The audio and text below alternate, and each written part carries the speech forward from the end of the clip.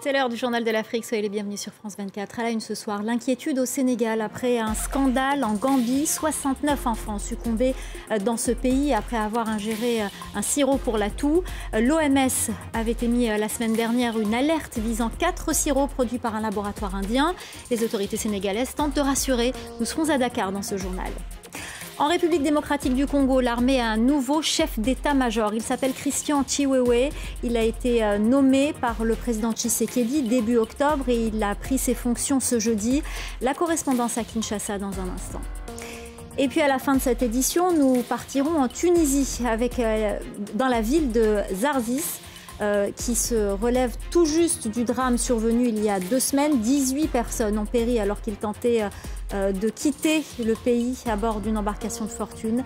11 corps ont été repêchés. Les familles sont désespérées et demandent aux autorités de poursuivre les recherches pour faire leur deuil. Reportage à suivre.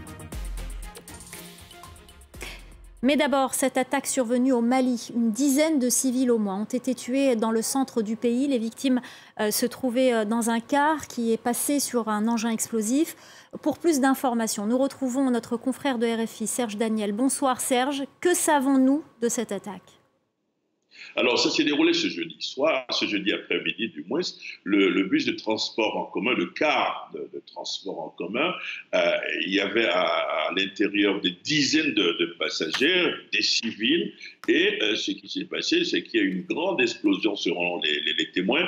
Et en fait, c'était le camion, le bus qui a sauté sur une mine, un engin improvisé. Il y a eu sur le coup actuellement au moins 10 civils qui ont été tués. Il y a des dizaines d'autres blessés. Et le bus a littéralement été pulvérisé. En tout cas, les images que nous avons vues montrent un bus où tous les pneus sont en l'air. C'est pour vous dire la violence de l'explosion. Alors, il y a également des blessés, je l'ai dit, il y a des dizaines de blessés. Actuellement, la zone est sécurisée par les forces de sécurité de défense et on indique au Mali que c'est plutôt l'acte de djihadistes, de présumés djihadistes qui écument, comme vous le savez, la région, qui veulent empêcher les populations de se mouvoir et qui veulent contrôler les zones et que ce sont eux qui sont les auteurs de cette pose de mine qui a fait au moins 10 civils tués. Merci beaucoup Serge Daniel pour ce décryptage. Merci. En Gambie, 69 enfants ont succombé à une insuffisance rénale aiguë au cours des 3 derniers mois. Une mort liée à la prise d'un médicament, un sirop pour la toux fabriqué par un laboratoire indien. L'usine a été mise à l'arrêt et l'OMS a émis une alerte contre 4 autres sirops produits par le même laboratoire. Au Sénégal voisin, les populations sont inquiètes, mais même si les autorités assurent que ce sirop n'est pas présent dans les pharmacies du pays. La correspondance à Dakar d'Eliman Daou. Le circuit officiel du médicament est sous contrôle. Selon la directrice de l'Agence de régulation pharmaceutique du Sénégal que nous avons joint au téléphone, elle informe que les sirops suspects qui ont été à l'origine de la mort de près de 70 enfants en Gambie ne sont pas présents dans les lieux agrémentés par l'État du Sénégal pour la vente de médicaments. Il faudrait dire que la mort de cette soixantaine d'enfants en Gambie a été accueillie au Sénégal avec beaucoup de tristesse. La Gambie est un pays enclavé à l'intérieur du Sénégal avec beaucoup de proximité sociale entre les 2 pays. Nouvelle accueillie également avec des interrogations. Quid maintenant du circuit non officiel? Il existe en dehors des pharmacies d'autres endroits où les Sénégalais peuvent aller acheter des médicaments. L'Agence de régulation pharmaceutique informe que des contrôles sont en cours et qu'un dispositif d'alerte a été mis sur pied sur toute l'étendue du territoire. Les autorités sanitaires ont tenu à sensibiliser les Sénégalais d'aller acheter des médicaments dans les pharmacies et d'éviter coûte que coûte les médicaments illicites appelés communément ici au Sénégal les médicaments de la rue. Et puis ce retournement diplomatique concernant la guerre en Ukraine, les 4 pays africains où s'est rendu le chef de la diplomatie ukrainienne, Dmytro Kuleba, ont voté en faveur de la résolution de l'Assemblée générale de l'ONU hier.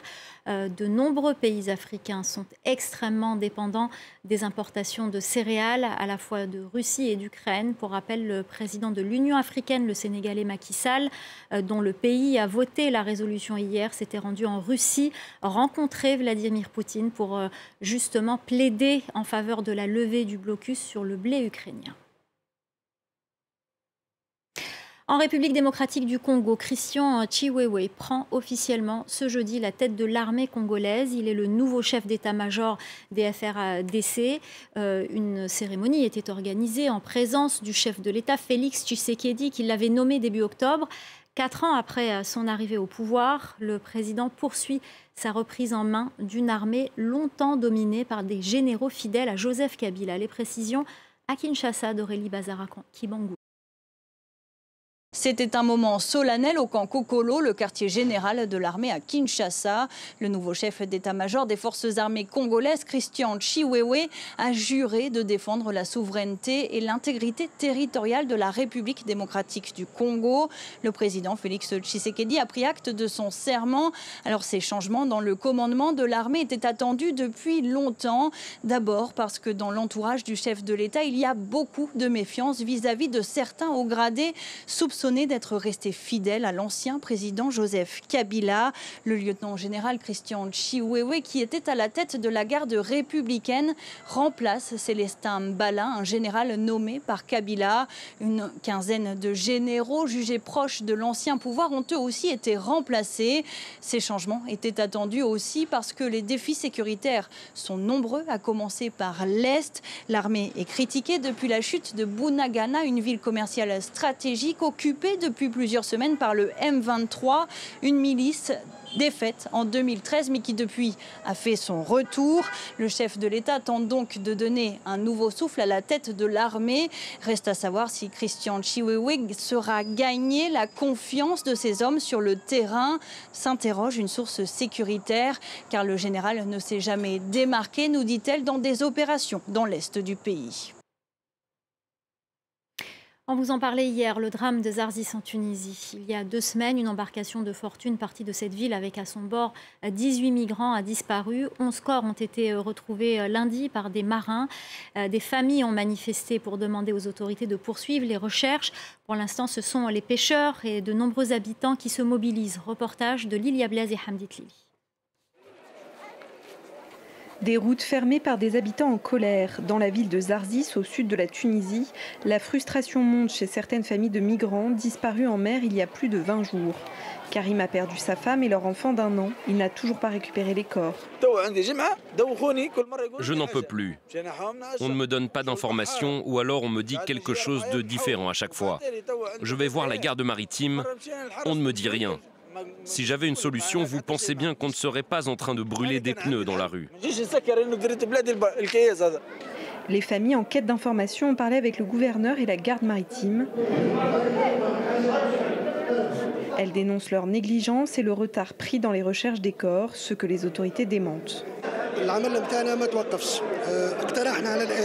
Notre travail ne s'est pas arrêté, surtout depuis que les familles ont lancé l'alerte.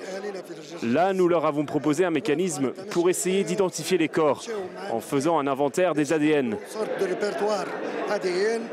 Les corps ayant passé trop de temps dans l'eau sont parfois difficiles à identifier, mais certaines familles ont découvert que 4 cadavres ont été enterrés sans test ADN au préalable. Cette mère d'un jeune de 15 ans craint le pire. Dieu m'a pris mon fils, c'est sa volonté, je l'accepte. Mais si jamais il a été enterré sans que je sois présente, c'est vraiment injuste. Depuis plusieurs jours, face à ce drame, un élan de solidarité a gagné la ville. Les pêcheurs ont tous arrêté le travail pour ratisser la mer à la recherche des corps.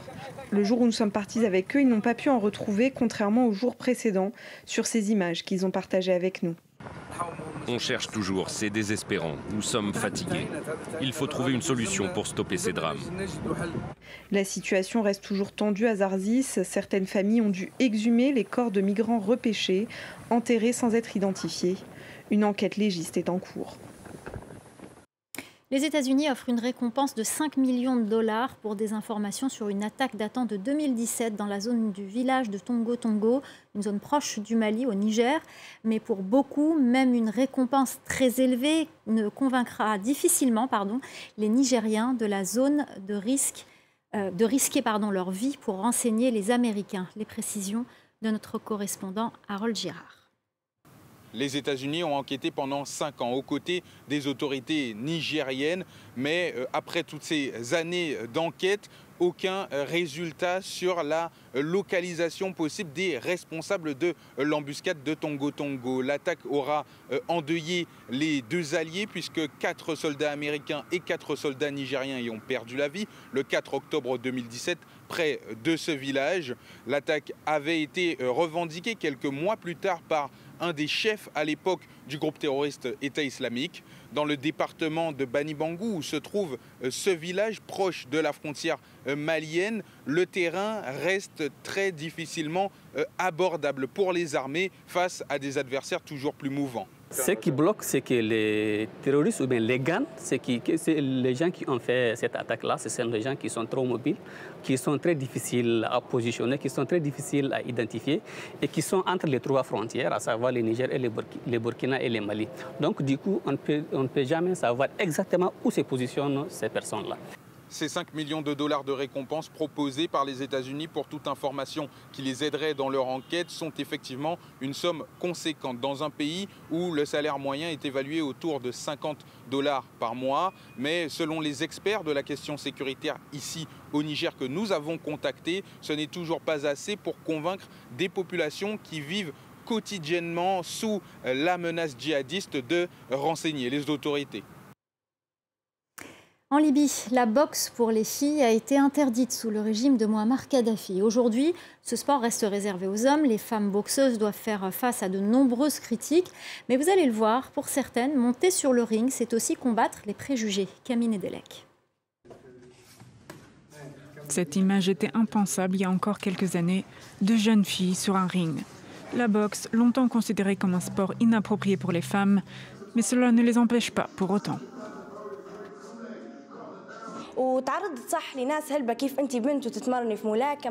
Beaucoup de gens m'ont reproché d'être une fille qui pratique la boxe. Ils me disaient « Tu es une fille, tu n'as pas peur d'être frappée au visage ?» Je ne leur ai prêté aucune attention. Je me suis battue contre eux et Dieu merci, je suis bénie et je vais bien. Sous le régime de Mouammar Kadhafi, la boxe féminine était interdite. Ouvert à Tripoli en 2012, ce club de boxe forme aujourd'hui des dizaines de femmes et de filles. Beaucoup participent même à des championnats et certaines se sentent plus en sécurité grâce à cette pratique.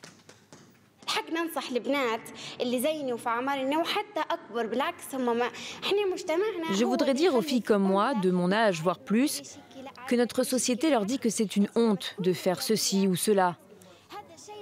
Mais au contraire, quand on est sportive, c'est bon pour la santé. Ça permet d'avoir de la force. Surtout, tu auras la capacité de te défendre si tu es harcelée dans la rue. Tu ne seras pas faible parce que tu es une fille, mais au contraire, tu seras forte et surmonteras tes peurs.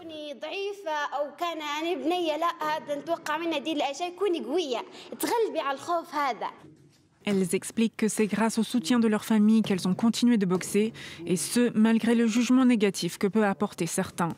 Elles continuent de pousser pour plus d'inclusion féminine dans le sport, un coup de poing à la fois. Voilà, c'est la fin du Journal de l'Afrique. Restez avec nous, l'info continue sur France 24.